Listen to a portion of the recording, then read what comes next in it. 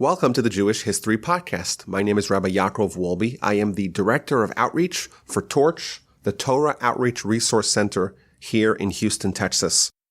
If you enjoyed this podcast, there's a good chance you may like my 4 other podcast channels, the Parsha Podcast, Eternal Ethics, This Jewish Life, and Torah 101. The links to all those can be found in the description, as well as on my personal website, rabbiwolbe.com. Before we begin, I have a short request. When the podcast is finished, please visit our website, torchweb.org, to see a sampling of Torch's other amazing programs. Our podcasts that have been downloaded hundreds of thousands of times by people all over the world are only one aspect of our global impact. And once you're on the website, please consider partnering with us by making a donation.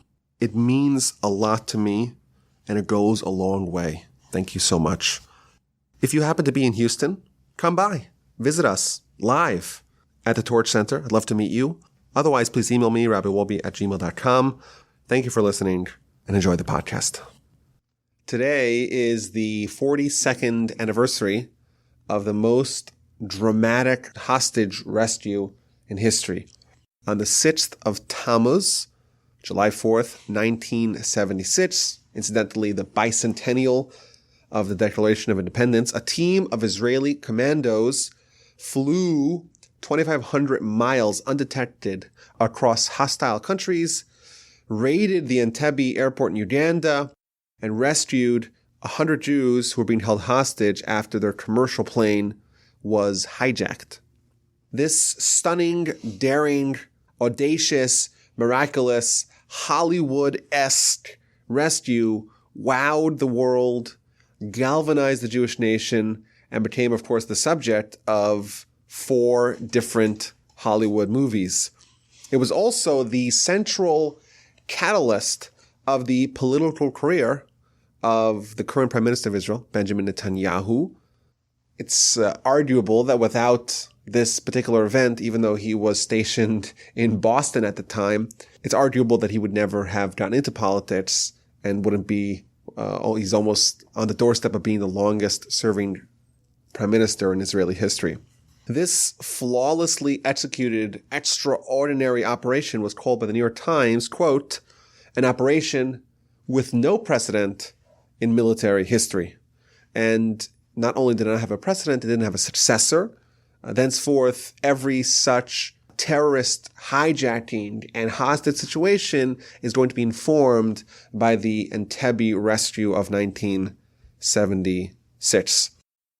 Now, at the time, the 60s and 70s were renowned for terrorists using hijacking of airplanes as a way to inflict terror across the world.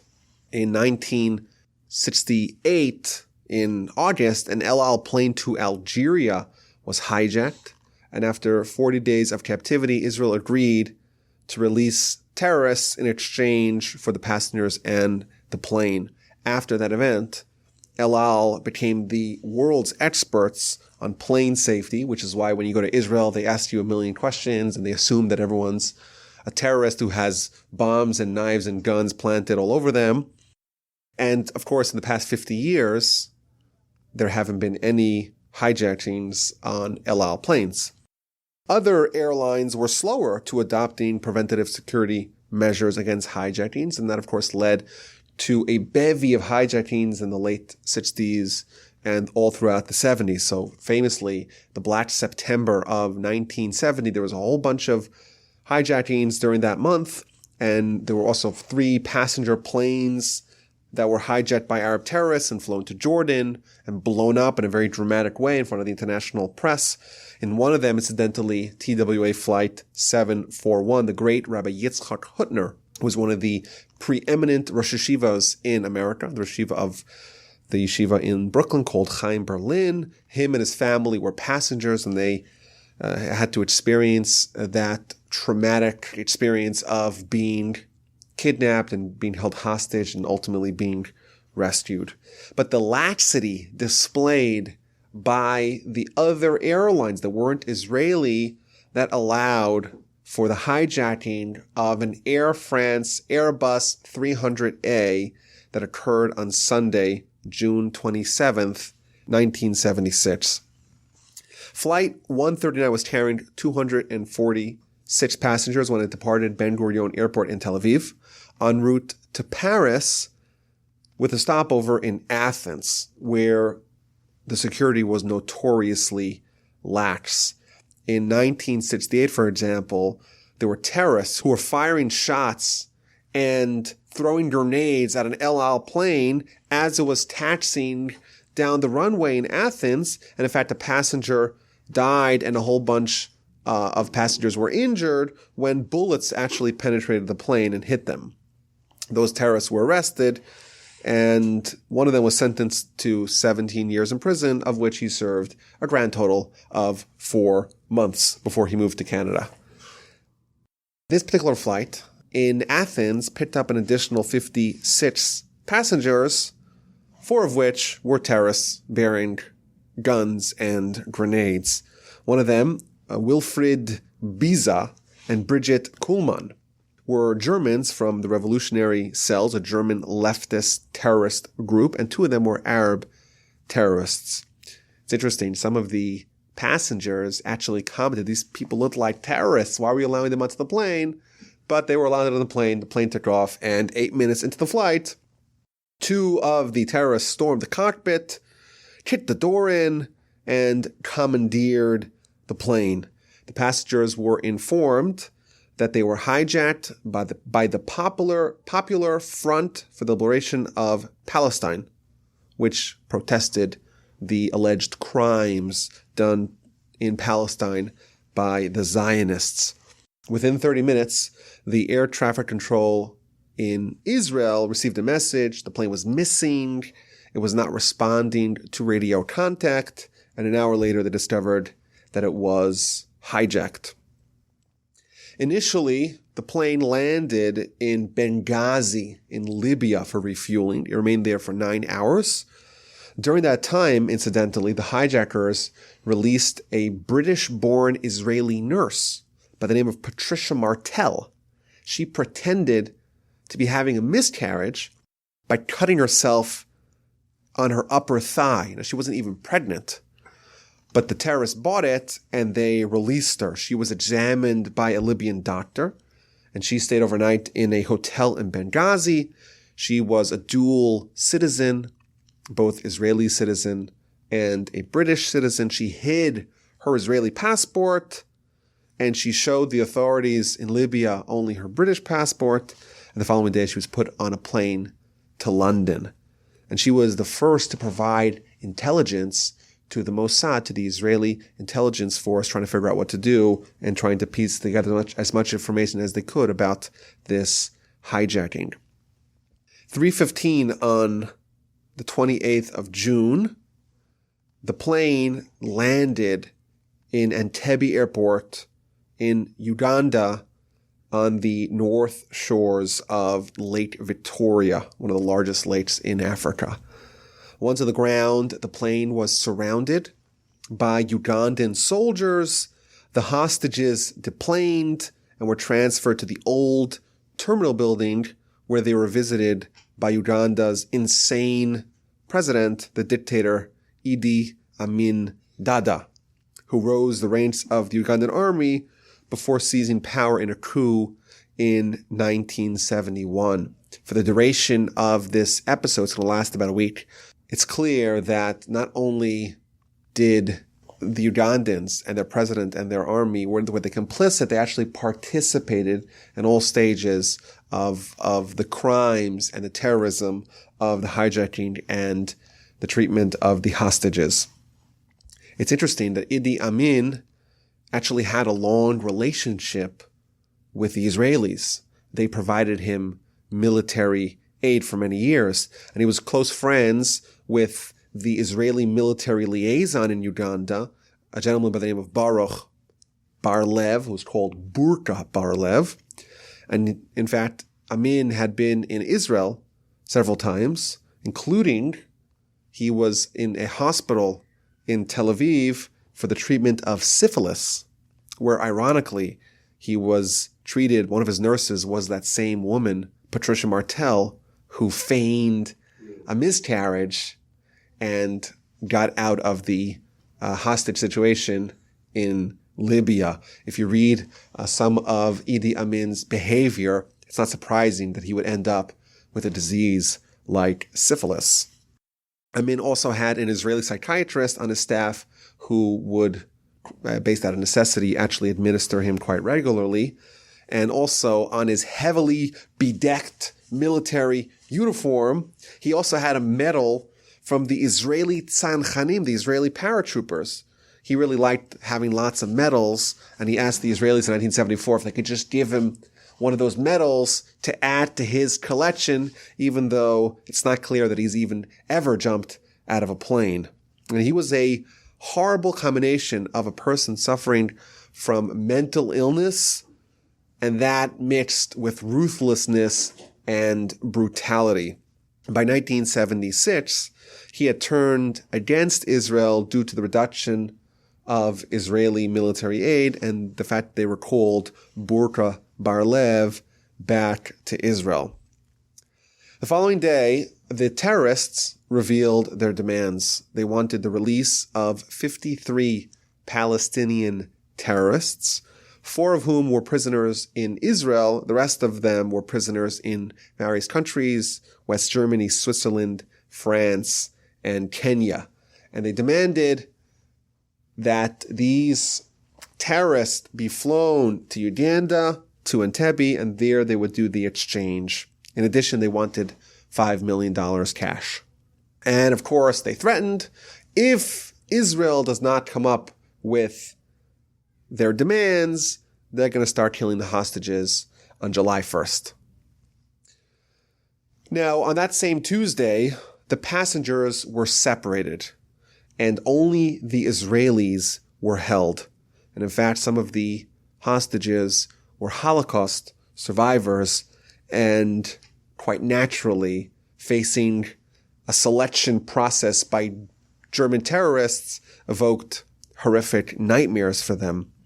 One of the Holocaust survivors, an individual by the name of Yitzhak David, he showed the German terrorist Biza his tattooed concentration camp numbers and said to him, I see, in 30 years, the Germans, nothing's changed. And this terrorist got very upset. He said, I'm not a Nazi. I'm an idealist. Don't accuse me. I don't hate Jews. I just hate you guys, or I hate what's happening in Palestine. Regardless, all the non-Israelis were removed from the group and flown to Paris, including, incidentally, 2 yeshiva students who were from Brazil. This was the end of the summer. They were in yeshiva in Israel, and they happened to be in this plane, unfortunately. And when they were putting on their talis and tefillin and they're praying, they assumed that they're Israelis, so they just put them with all the Israelis. But in the end, thanks to some intervention, they were allowed to leave as well because they weren't Israeli, they were Brazilian. All told, there were 106 hostages, including the 12 members of the Air France crew, even though they were invited to go back home. They were led by Captain Michel Baca. Some of the French passengers as well didn't want to go. Israelis, that consisted of 84 people. All of them were there in the old terminal building in Entebbe Airport. Now, the famous raid that happened a couple of days later almost didn't happen, and that's because there was a lot of dysfunction in the Israeli cabinet. One may argue that there might be a present in Israeli politics, that there's a lot of infighting, backstabbing, and dysfunction. But the cabinet was amidst a regularly scheduled meeting when they heard about the hijacking. And at first there was severe panic because they were concerned that the plane was heading back to Israel to crash into some building, which of course presents a very unfortunate dilemma. What do you do if there is a commercial plane full of innocent civilians, but it's coming to maybe crash into a building and kill even more innocent civilians? Do you shoot it down? What do you do? Eventually they realized that they're going to have different problems because the plane started heading south into many Arab countries and most countries that were very hostile to Israel. At the time, the prime minister was Yitzhak Rabin. He had been the chief of staff of the Israeli army, which is essentially the leader of the army, the greatest general in the army at the time during the Six-Day War. And he was one of the few politicians that were part of the Labor Party that were untarnished by the debacle of the Yom Kippur War. At the time, he was in the United States serving as ambassador. And when Prime Minister Golda Meir hung up her cleats, he became prime minister in 1974. The defense minister was Rabin's arch rival, Shimon Peres. They had a very bitter relationship, which got markedly better once Rabin was assassinated in 1995, but they hated each other. And even though they're kind of similar, both of them were proteges of Ben-Gurion, both of them were towards the left of center, even though at the time Shimon Peres was considered somewhat of a hawk. But they hated each other. They were rivals, political rivals for 30 years. Rabin only selected Peres as being his defense minister because otherwise he would be unable to form a government. And if you read their respective memoirs, they disagree exactly what happened during the week of preparation for this raid. So Rabin writes that Peres said, well, we're not going to pursue any military options. And then Peres writes that immediately upon hearing about the hijacking, he started making plans for the raid. Regardless, it took a while for any concrete military plans to take shape. The head of the army at the time, the chief of staff, was a gentleman by the name of Motor Gur. His division, in fact, led the successful raid on Temple Mount during the Six-Day War. He was the one who uttered the famous words, Har Habayit Biadenu, Temple Mount is in our hands, when they captured the old city of Jerusalem. So a few plans were proposed and discarded. The first plan that they considered was to have commandos land in Kenya, take a boat across Lake Victoria, kill the terrorists, and then try to appeal to Idi Amin to release the hostages. It was rejected. Idi Amin was very unreliable. Maybe he wouldn't accommodate this plan, and they had to come up with a different plan. Then they considered maybe landing 1,000 paratroopers around the airport, taking it over. Again, there was problems with that because if you try to land paratroopers, they're easily detected. And it's likely that the hostages would all be killed by the time you could rescue them. Maybe they thought to send Moshe Dayan, who was idolized by Idi Amin, send him to try to negotiate. It was deemed too risky. There was a joint Israeli-French plan that went nowhere. By Wednesday evening, Rabin told the cabinet, Israel has no choice but to negotiate and, in effect, surrender to the demands of the terrorists. This led to a war of words between him and Peres. Peres said, what do you mean? How do you give in to the terrorists? Eventually, the cabinet on Thursday voted unanimously to negotiate with the terrorists and to accede to their demands.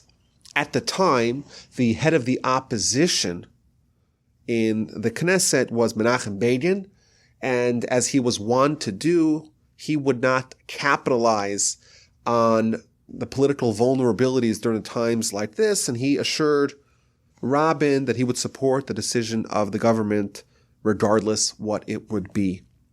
Both chief rabbis, the Ashkenazi chief rabbi, Rabbi Shlomo Goren, and the Sephardic chief rabbi, Maran Avadia Yosef, were consulted, and both of them urged to release the terrorists in order to save the hostages. But it wasn't so simple. There was some problems with that option as well. First of all, now that all their nationals were released, France and Germany both were adamant that they're not willing to free any terrorists. Israel didn't have all the terrorists that were on the list of the demands of the hijackers. In addition, Israel refused to release any terrorists who had blood on their hands. So for these and other reasons, the first goal was to try to buy as much time. The former military liaison to Uganda, Burka Balev, who was still quite close to Idi Amin, he was commissioned to call him, and they had a series of phone conversations to try to appeal for time. And there's, in fact, you can read the transcripts of these conversations. It's filled with all kinds of flowery praise and sycophantism. You'll be praised. He told you you'll win a Nobel Prize. You'll be a holy man if you end the bloodshed. That didn't really yield much results, but it did help a little bit in gleaning information that was used in the actual raid. Eventually, the deadline was extended for 72 hours until 11 a.m. Uganda time on Sunday, July 4th. Amidst the negotiations with the terrorists that were being conducted in France, Benny Peled, who was the commander of the Air Force, conceived of a plan to land airplanes in the actual airport, take over the terminal building, kill the terrorists, and fly out with the hostages. This plan, in its embryonic stages, it faced numerous logistical problems. Israel had a whole bunch of C-130 Hercules transport planes, but their range was about the distance of Israel to Uganda. So if they wanted to go there and go back, they'd have to refuel someplace in the middle. Where are you going to refuel amidst all those hostile countries? There was only one country that was somewhat friendly to Israel, and that was Kenya. Also, if they're going to land in the same airport that contains the hostages and the terrorists, how are they going to conceal their arrival from the terrorists and from the Ugandan soldiers that were stationed all over the airport? They didn't know exactly where the hostages were being held. What was the layout of the terminal? What floor are they on? Are they all in the same place? And they had a lot of questions and hurdles that they needed to overcome.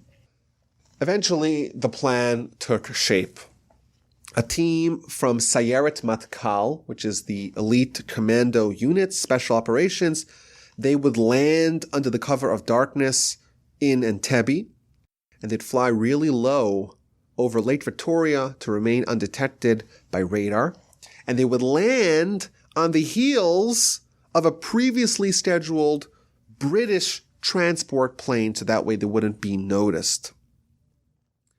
And all their questions that they had, all their uncertainties were eventually answered. So in his conversation with Burqa Bar-Lev, Idi Amin let it slip the precise location of the hostages and the terrorists. The Israelis also got a rough layout of the airport from the Israeli company Solel Boneh that had built it. They still had the blueprints. The blueprints were a bit outdated, but they had the blueprints for the actual airport facilities. On Shabbos, July 3rd, a Mossad agent flew to Kenya and rented a plane and flew over Lake Victoria. And he pretended to have plane troubles. He told the air traffic control in Entebbe, I need to just circle the airport a few times to recalibrate my plane. And they allowed it. And he took high-definition photographs of the whole area and the whole old terminal building, and he sent it back to Israel. And the Israelis actually received the pictures as they were about to take off to attack and to undertake this raid. Some of the freed passengers in France provided more intel, including a woman by the name of Ninette Moreno. She was a Jewess, but for some reason they didn't realize she had a non-Jewish sounding name. They released her, and she gave them detailed as the layout of the terminal and the various weaponry in the hands of the terrorists. The country of Kenya was quite helpful as well.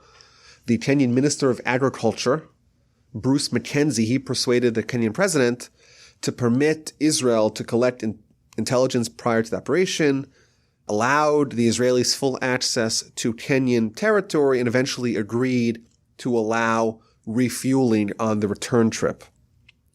But they still needed the cabinet to sign off on the plans. Peres was still unsure. Remember, Peres himself had never been in the army. One of the things that maligned his career was the fact that he never actually suited up in an Israeli uniform. He was the defense minister and he ran the defense ministry for many years, but himself was never a soldier. And he reached out to Moshe Dayan, who was one of the most storied, illustrious generals in the Israeli army history, he found him in a restaurant in Tel Aviv. And he told him about the plans, and he asked for advice, and Dayan said that he approved of it. Rabin was still hesitant, as was Motor Gur, the chief of staff. Eventually, they agreed to allow to rehearse the operation. It's interesting, when you read about the various characters that partook in this raid, you find some of the most legendary fighters in the history of the Israeli army. There's been 21 chiefs of staff in the Israeli army history, and 6 of them participated directly in this operation in one capacity or another. Of course, the Prime Minister Rabin was the former chief of staff. He was also a legendary general. Dan Shomron, he would later become chief of staff, and he was in charge of the operation.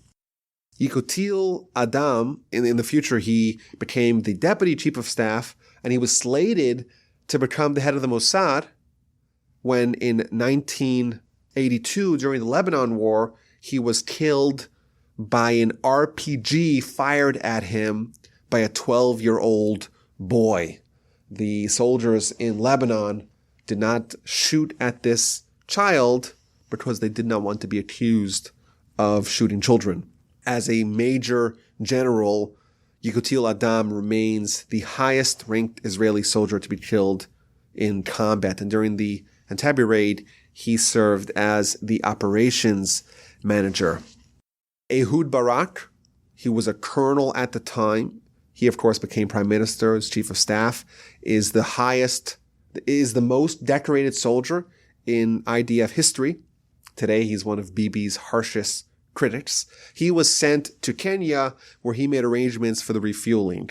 Gabi Ashkenazi, he was also recently one of the chiefs of staff, and he was a platoon commander. Tamir Pardo, the head of the Mossad, was part of the unit that stormed the terminal building. Shaul Mofaz, soon to be chief of staff and defense minister, he partook in the operation, commanding a Sayeret Matkal force, special operations unit. And of course, Yoni Netanyahu, the New York City-born commander of a Sayeret Matkal force that would be the first to land and storm the building that harbored the terrorists and the hostages. Yoni was the son of Ben Zion Netanyahu, who was a Zionist academic and historian, who also served as the personal secretary of Ze'ev Jabotinsky. Incidentally, Ben Zion Netanyahu was the world's greatest expert on the Spanish Inquisition. He lived in the United States, and he was a professor until he moved back to Israel, didn't quite find his place there, moved back to the United States, and settled in Philadelphia. Yoni Netanyahu returned to Israel in 1964 for military service. He fought in the Six-Day War, both in the Sinai with Egypt and in the Golan with Syria, returned after the war to the United States, where he studied at Harvard, returned back to Israel to fight in the War of Attrition, and in the 70s became a permanent member of the army and the commander of a Sayeret Matkal unit. He's the older brother of Benjamin Netanyahu, who's currently the prime minister of Israel. On Friday night, Netanyahu and his team practiced the raid in Sharm el-Sheikh in a hastily constructed mock-up of the old terminal building in Entebbe. Deep in the Sinai, Sharm el-Sheikh was actually selected as the launching site in order to cut down the flight time.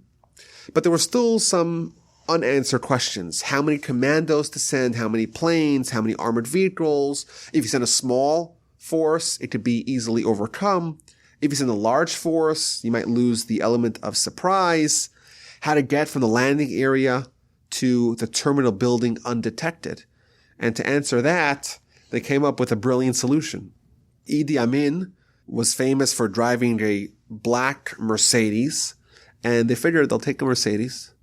They'll spray paint it black because they didn't have any black Mercedes in Israel at the time.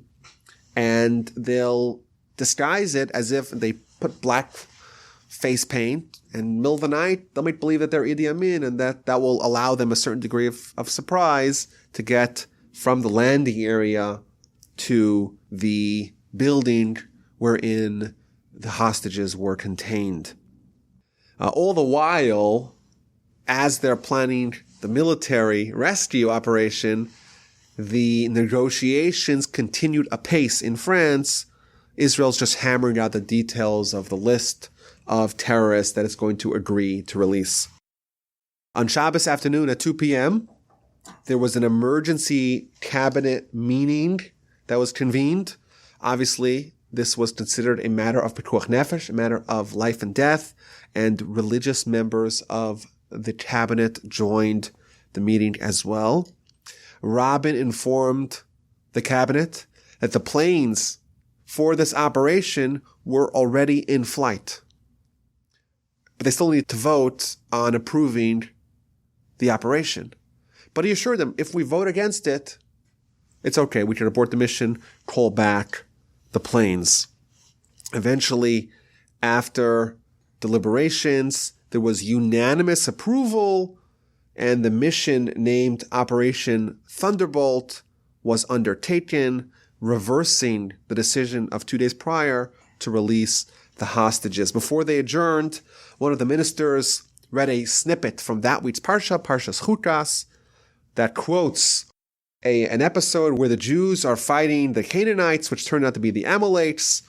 And the verse tells us, Vayidor Yisrael neder laHashem, the Jewish people made a pledge, a vow to God.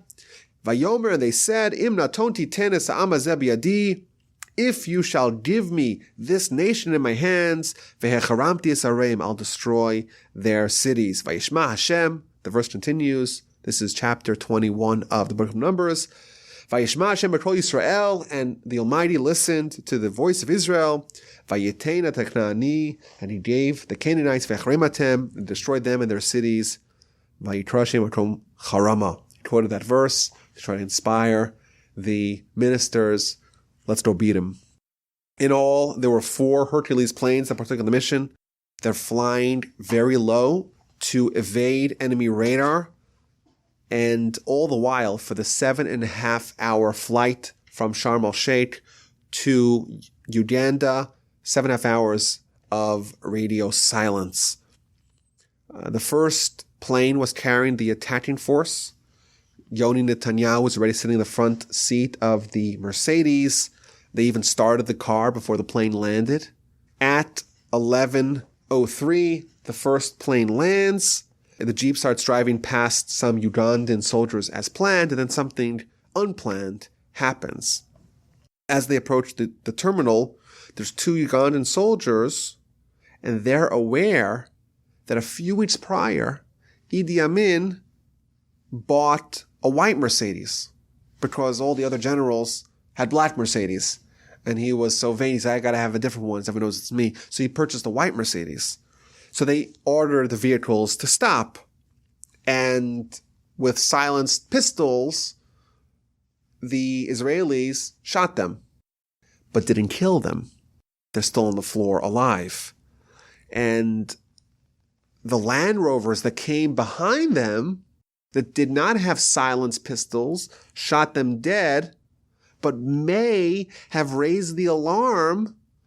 Gunshots are boomeranging around the air, maybe raised the alarm to the Ugandan guards and soldiers, and maybe even the terrorists.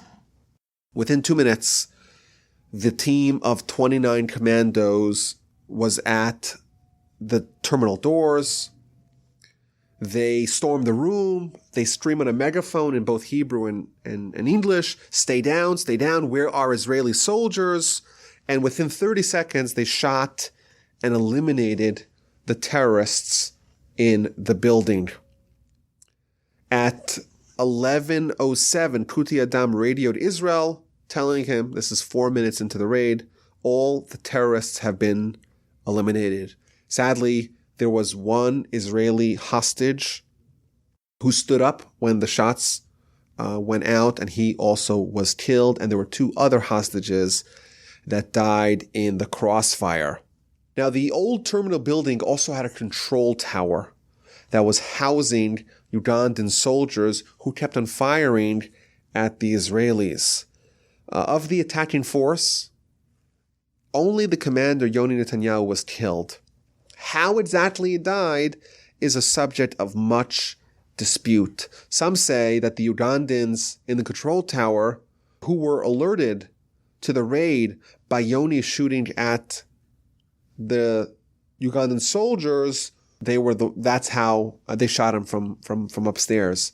Others claim, no, it was a Ugandan soldier hiding behind some crate on the ground level, shot him in his chest. Regardless, within a few minutes, he was dead. He was shot in the heart. 6 minutes after the first plane landed, the second plane containing paratroopers and the 2nd Sayeret Matkal unit led by Shaul Mofaz, they landed, and their objective was to neutralize the new terminal building and to clear the escape route for the hostages. They also destroyed 11 MiGs, 11 Russian fighter jets that were on the ground to disable any enemy pursuit.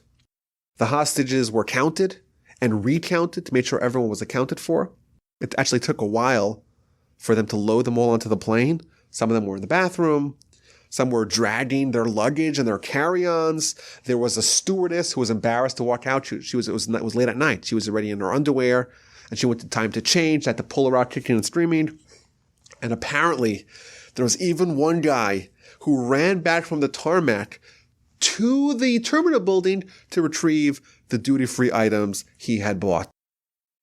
At 11:53, the plane with the hostages and the soldiers and the dead departed the Entebbe airport, and soon afterwards the rest of the airplanes left as well. Sadly, there was one hostage left behind, the 75-year-old Dora Bloch. She was hospitalized on Friday because she had choked on some food, and she wasn't there with the rest of the hostages. She was being treated in a Ugandan hospital. The next day, when Idi Amin discovered what had happened, his police dragged her from her hospital bed. They took her about 20 miles away to a sugar plantation, and they shot her dead in cold blood and partially burned her body. Her remains were only recovered after the Ugandan-Tanzanian War, which ended Amin's tyrannical rule in 1979. In retaliation for Kenya's assistance in the raid, Idi Amin ordered the killing of hundreds of Kenyans living in Uganda. He also ordered the Ugandans to assassinate Bruce Mackenzie, and he was killed in 1978 when a bomb was planted either on his person, on his aircraft, when he was visiting Uganda. In Israel, there was joy and jubilation everywhere. I spoke to my parents today. They were living in Israel at the time. And my father just remembers waking up that morning. The whole country was tense. 100 of their co-religionists and compatriots were kidnapped, were held hostage in a crazy place. And he remembers listening to the radio in the morning and jumping up and down out of joy. It was amazing. It was exhilarating. It's just an incredible feeling of relief and excitement and joy and appreciation for this miracle, essentially, that had happened. The families of the hostages gathered at the airport, and a raucous celebration ensued for those whose relatives returned alive. There were a few of them, as we mentioned. There were 3 hostages that sadly perished in the rescue, and they were not, their families were not informed of the fact that their relatives had died. They had come to the airport to celebrate the return of their family members, only to find out that their family members had died while everyone else was still celebrating of the return of their family. In Boston, a young MIT student named Binyamin, or Bibi Netanyahu, he was also a former commando on the same Sayeret Matkal unit. He was awakened by an old friend from his unit who told him what had happened. His brother had died during this operation. He drove from Boston to Philadelphia to inform his parents about what had happened. Incidentally, there's also a third Netanyahu brother, Ido, who was also a member of Sayeret Matkal. It's a very elite unit. There's only about 200 or so individuals at any given time that are part of this elite commando unit. And this was the singular event that launched Bibi's political career. He had studied philosophy and engineering and architecture in MIT, but he went into business. And he was actually a consultant. He worked together with Mitt Romney. They were friends in Boston in 1976 through 1978. But in 1978, Bibi opened up the Jonathan Institute, named after his brother, dedicated to the study of terrorism. Eventually, he became a diplomat, and in 1984 was appointed the Israeli ambassador to the United Nations. In the early 90s, he had already catapulted to the head of the Likud party in Israel. The Likud party is the successor of the Herut party. It's the right-wing party of Israeli politics. In 70 years since the founding of the State of Israel, there's been only 4 leaders of that party: Menachem Begin, Yitzchak Shamir, Benjamin Netanyahu, and Ariel Sharon. That's it. Over the course of 70 years. Pretty remarkable. And in 1996, he became the Prime Minister of Israel when he beat Peres in a standoff election. He became the youngest Prime Minister in Israeli history and the first one to be born in Israel. A week after the operation, the cabinet renamed it Operation Jonathan, after the commander, Jonathan Netanyahu. This remarkable, dramatic operation was largely applauded in the world.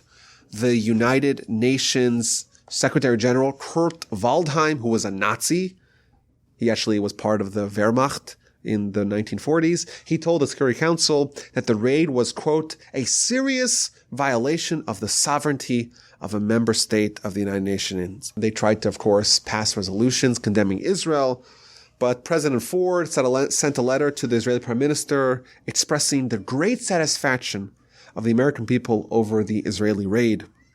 In Israel, this operation helped to mitigate some of the gloom that had descended upon Israel as a result of the disaster of the Yom Kippur War. And looking back at this remarkable story, we could clearly see somewhat of divine intervention. There were so many moving parts of this operation, and everything just worked so perfectly, and there's so many different ways it could have gone wrong. For example, the United States military attempted to imitate it in Operation Eagle Claw, a failed rescue of 53 American embassy personnel held hostage in Tehran during the Iran hostage crisis, which led to many deaths and to much humiliation. This operation, Operation Thunderbolt, Operation Jonathan, was influential, was miraculous, was unprecedented, that brought much joy and much ecstasy to Jews worldwide. We hope and we pray that we, as individuals, as communities, as the Jewish nation and our brethren in Israel, don't suffer from any more terrorism, and we have the Almighty watch over us and rescue us from danger.